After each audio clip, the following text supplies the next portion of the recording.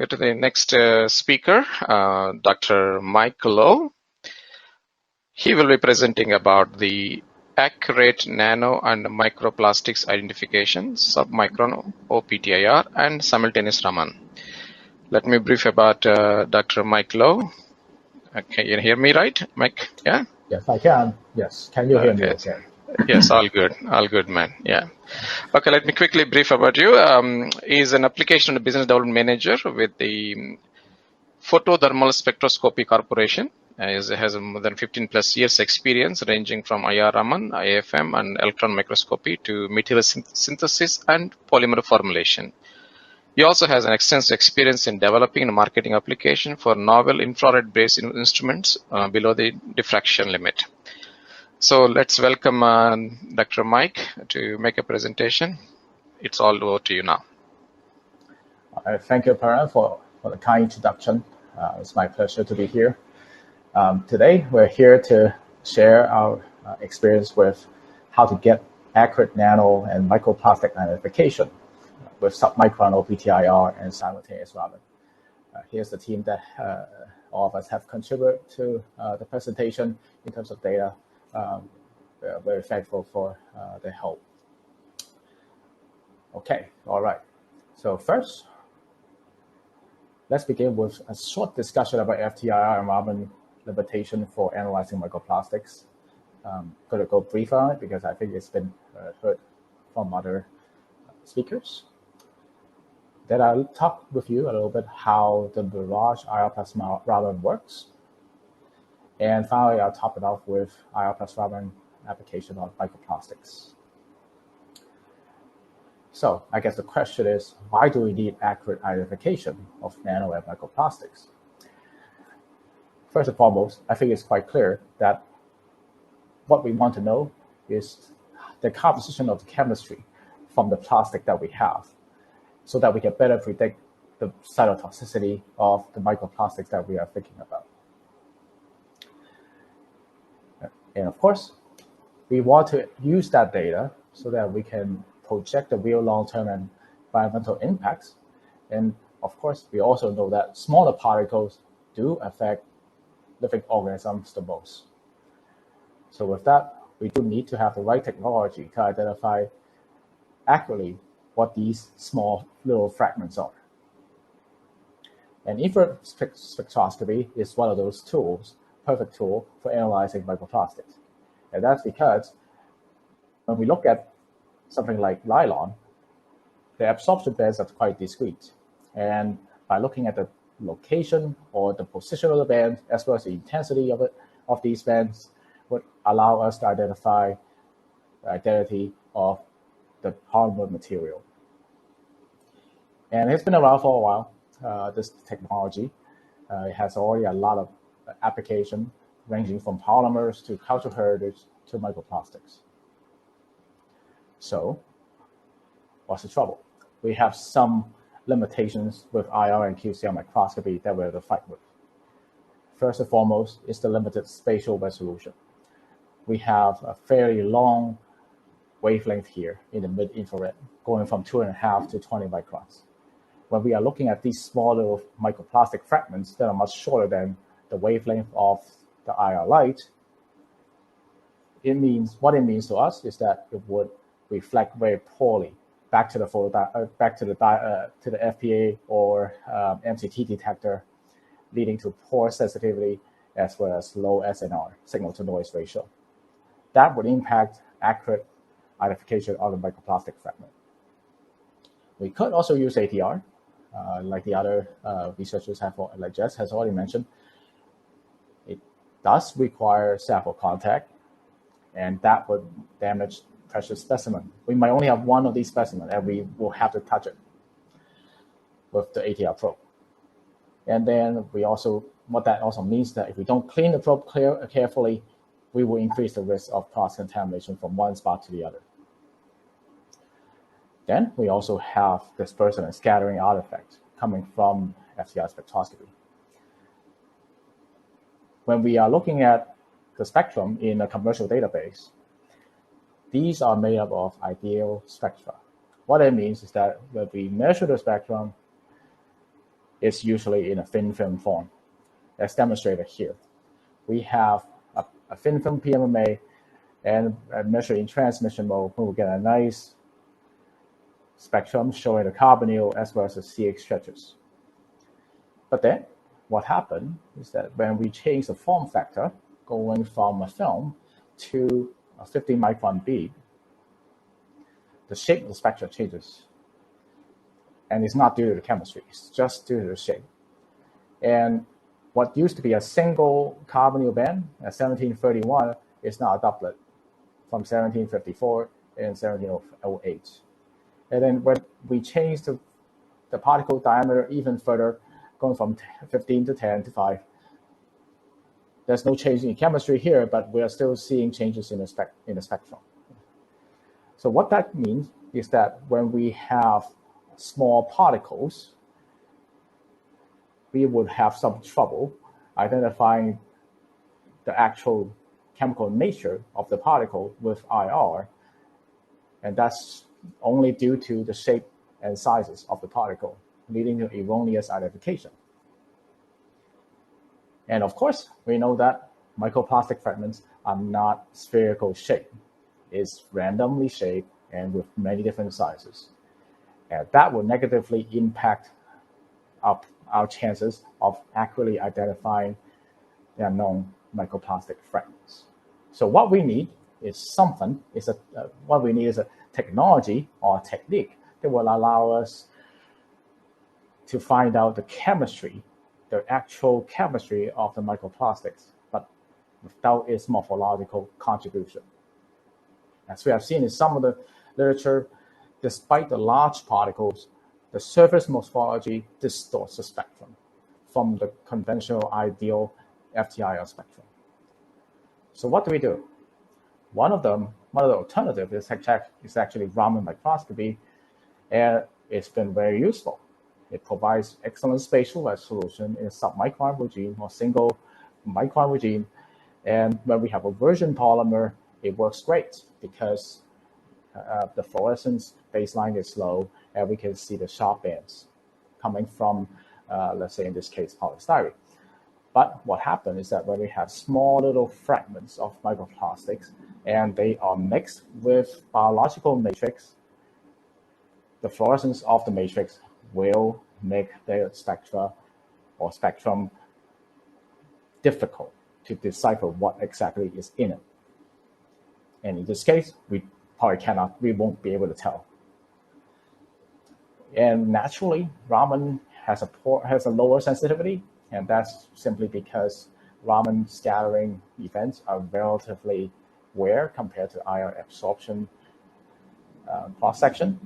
So what that means is that we do have to increase the laser intensity for the Raman excitation laser, but in doing so, we're putting the sample at risk of getting damaged.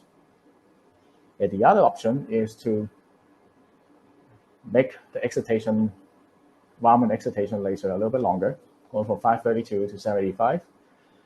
Does help in reducing sample damages for especially colored compounds and colored polymers. But in doing so, we are making the signal almost 80% weaker. And in trying to recover to the similar signal to noise ratio, we will have to significantly increase the acquisition time. So what we propose here is to use an alternative IR-based system called Mirage or BTIR to overcome these challenges. So how does it work? What we do is that we are using something called a pump probe spectroscopic detection scheme here. We are using an IR laser. It can be a quantum cascade laser, and use that as a pump. And then we are using a short wave visible laser, like a 532 visible laser, as a probe. What we do then is to sense the IR infrared absorption that is happening at the localized region where it is illuminated, and we would then use the visible light to detect those photothermal changes. So what that means is that now we have a submicron spatial resolution, which is Raman-like, because now we're using the shortwave visible laser, and because of that, the IR wavelength is also independent for the spatial resolution, very much unlike conventional FTIR. And like I already said, it's kind of like Raman, right? So it's in reflection mode, but because now we're measuring the photothermal responses to the IR absorption, the spectra that we get is more like, it's very, very similar to FTIR transmission-like spectra. And because of that, since we're just looking at the IR absorption, the OPT-IR spectra are independent of shapes and sizes, as you will see. And finally, the technique is non-contact. It minimizes sample preparation. It doesn't have to be transparent, IR transparent material, although it can be. It can also allow us to use something that is opaque, like silicon wafer. And then we can also use, we don't also have to worry about the cross-contamination between sample to sample. And that's because it's not contact. Now, I just brought up one of the key attributes of the OPT-IR technique is that it possesses remarkable similarity to ideal FTIR spectra. Shown here in the black is a polypropylene OPT-IR spectrum collected with a chip where we have a CX stretching chip as well as a fingerprint region. And it does have excellent match with conventional FTIR database spectra, reference spectrum for polypropylene. And it will also be the same, nice overlapping with polyethylene, as well as PET, polyethylene terephthalate, polyamide, and polystyrene. Now, as I remind you, we are using a visible light to sense the photothermal signal. So what that means is that the visible light is already interacting with the sample. And in doing that, there's going to be this Raman shifted information already embedded in the visible light. So all we have to do is to extract that information. As shown here in the diagram, when the sample is excited by the IR, we are sensing the photothermal signal of the visible light. Then once it goes through goes through the Cassegrain grain, reflected off the surface, and reflect back to the detector, majority of the light would then be be recalculated back into the OPT-IR signal, and hence the spectrum. And then some part of Raman shifted light would be transferred to the Raman spectrometer to give us the Raman spectrum. This arrangement gives us the same spot, same time, same resolution for this IR plus Raman technique. Complementary and confirmatory information from two separate channels in one mouse click. And what we can do is that we can pick this technology and put it on analyzing a single polystyrene sphere that's 500 nanometer, weighing approximately 64 femtograms. And that's what we can get. We can get a nice spectrum, OPT-IR spectrum, of the polystyrene sphere that looks just like conventional FTIR spectrum, spanning from the CX stretch to the fingerprint. And we can also get the corresponding Raman spectrum at the same time. And that's not all. The OPT-IR also works for other chemistry, not just for polystyrene. Here we have a single 500 nanometer polystyrene PMMA sphere that's weighing about 70 femtograms based on the calculation for the density. And what we can do is that with the OPT-IR technique, we can directly obtain a spectrum of the sphere. And the band shape would look just like what we expect for conventional FTIR for PMMA. Without mathematical modeling, what you see is a raw spectrum. The only thing that I did was slightly adjust the offset and slightly smooth it with Sofisky-Golay algorithm, but that's it. And what happened is that simultaneously we can also get a Raman spectrum that's complementary to the OPT-IR spectrum at the same spot. So what you see here is a pure representation of the microplastic chemistry, and it's extremely sensitive because this technique is extremely sensitive because we are now just looking at an IR absorption due to the IR absorption profile of the polymeric material. And we can take these spectra, put them into a commercial database like Know-it-all that would allow us to have more like an impartial identification of the material. We don't have to custom make our own library for this. And it's done with a library of 264,000 entries in the Know-it-all in this case. So it's widely used, it's extremely convenient, and the quality of the spectra coming out of the OPDI will allow us to hit the button right there. We know exactly what the chemical is. And another beauty of this technique is that we can take different shapes and different sizes of microplastics, and we can still get the same, or if similar, very similar spectra. Shown here, we have already on the previous slide I demonstrated the single particle yielding a nice spectrum of PMMA. We can also repeat that for the doublet. We can also repeat that for the 2-micron cluster, making up of at least maybe a few 500 nanometer beads of the same kind, and they will have nearly overlapping spectra. This is what we need to identify spectrum, to identify unknown microplastic fragments with spectra that are highly that would yield highly accurate identification with good signal to noise in the spectra itself.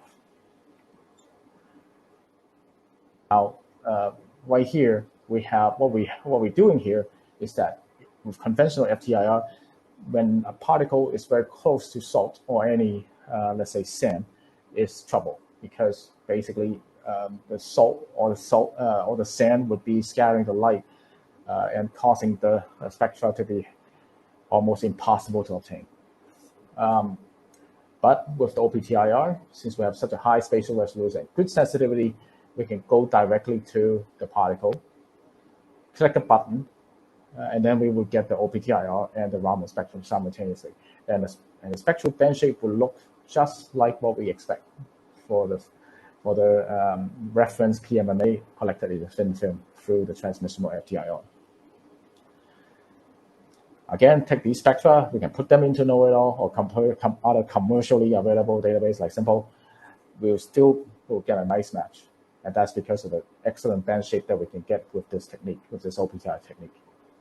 Now, if you compare the spectrum collected from the 3-micron PMMA sphere with OPTIR with the FTIR spectrum collected for the 5-micron bead PMMA, the spectral band shape coming out of the OPTIR would allow us to possibly identify what that is. Whereas when we look at the spectrum from the FTIR, we will have no chance.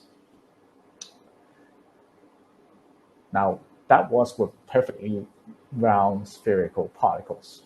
How about the real microplastics?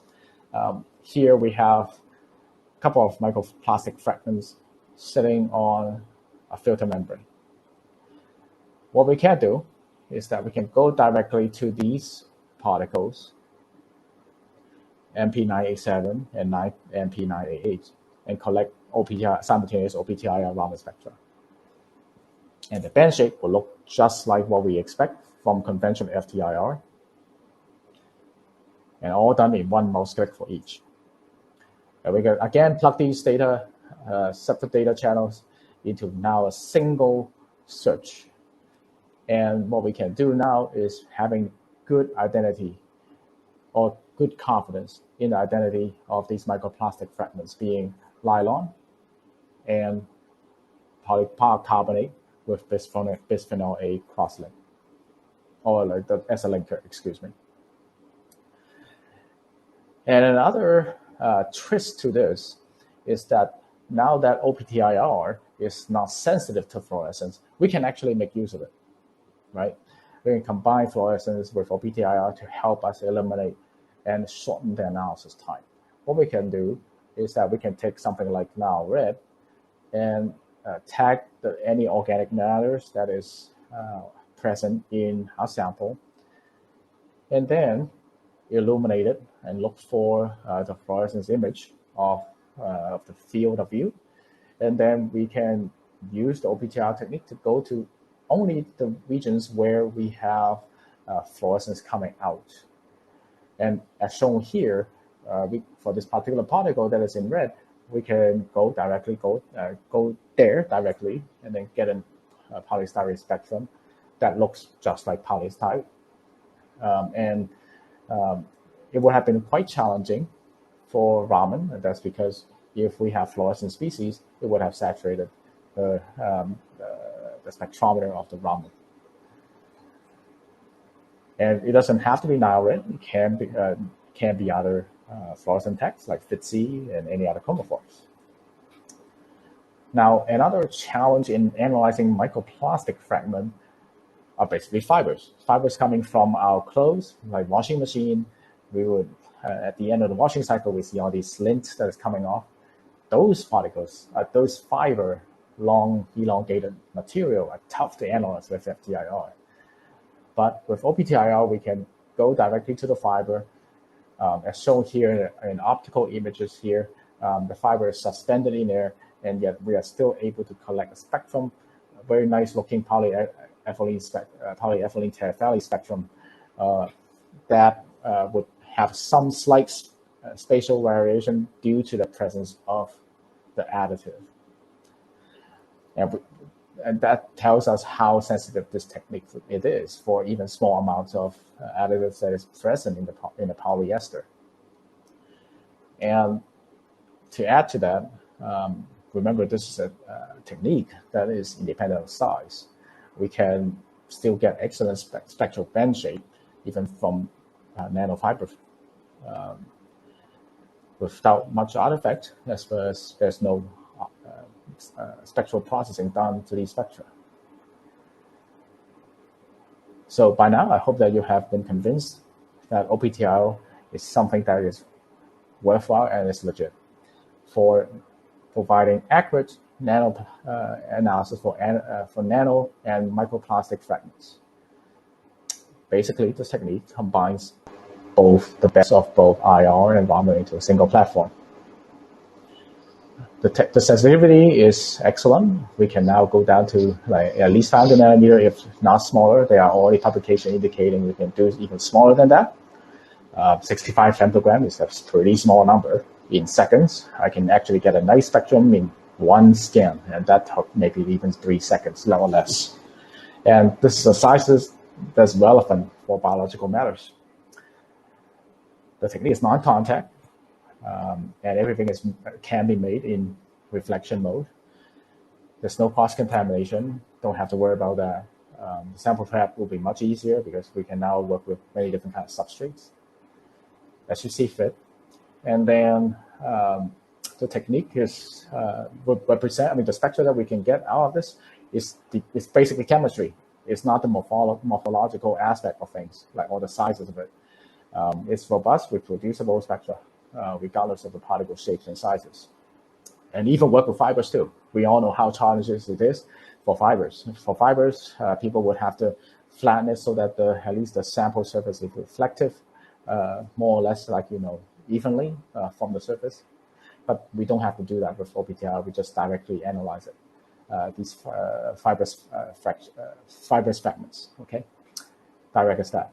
And then we don't need to make custom library. We can just use the 264,000 spectra that's on one of those commercially available IR databases, as well as simple, as well as your existing IR library and Raman library. They still work. And of course, the setup is basically for IR plus Raman. We can get both confirmatory IR identification from both IR and Raman from 2 separate channels, complementary to each other. And lastly, IR Mirage plus R, IR plus Raman simultaneous will provide accurate and undisputed identification of nano and microplastics. That's the beauty of the submicron IR and simultaneous Raman. And with that, I hope you enjoyed the talk, and thank you so much for your attention, and I'll be happy to take any questions you may have. Thank you. Thank you, Dr. Mike Loh. Thank you very much. Excellent presentation. I got a few questions here. And let me quickly address it because we're running behind the schedule a little bit. Yep. How will this technique will be clumped to particles of mixed polymers? Right. So what happened here is that it depends on the composition of the material.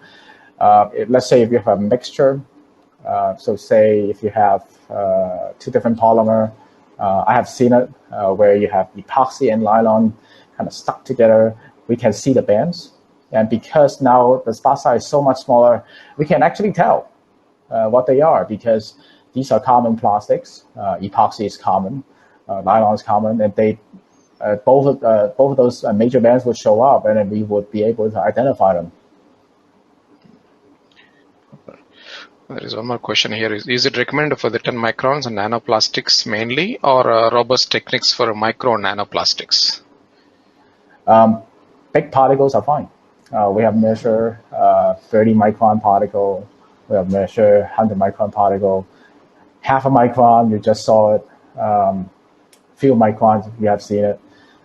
They will give similar band shape. They are all the same material. You can do that. You can do a trial with that, and you'll see the result. That they would work just fine. The large particle will be just fine. Okay, let's wrap up here this session. Thank you very much, Dr. Mike, for contributing excellent presentation. Okay, that's the end of this session. Okay, we will move to before we. Okay, thank you, Dr. Bargra, Lara, and Mike. Thank you very much. Over to you, Karthik. Yeah, thank you, Mr. Param. I think we had like a wonderful session first in the morning with the state of art for microplastic analysis. In the second session, we have seen some of the real world applications by Laura and Dr. Barbara, and Dr. Mike also has shown about the another technique, the state of art, using this optical photothermal infrared and Raman. So that can really allow us to do the lower size or the nano size microplastics. Now we have a set of talks that is divided into two areas, because there are three talks that will be mainly talking about the pyrolysis and GCMS, and another session where the presenters will be sharing their results or the research findings on the spectroscopic techniques. Okay, now all audience, you have a fair idea, okay, about both techniques. So we give you the freedom to choose the right kind of session for you to enjoy the three talks. Each session has got three talks. So please, we will not shift you to the other room. So you know how to exit this room and join the other session. So there are two sessions. So both will start immediately. So after this breakout session, then we have this panel discussion. Okay. So yeah, I think with that we can end this session, Param. Yeah. Okay, thank you. Okay.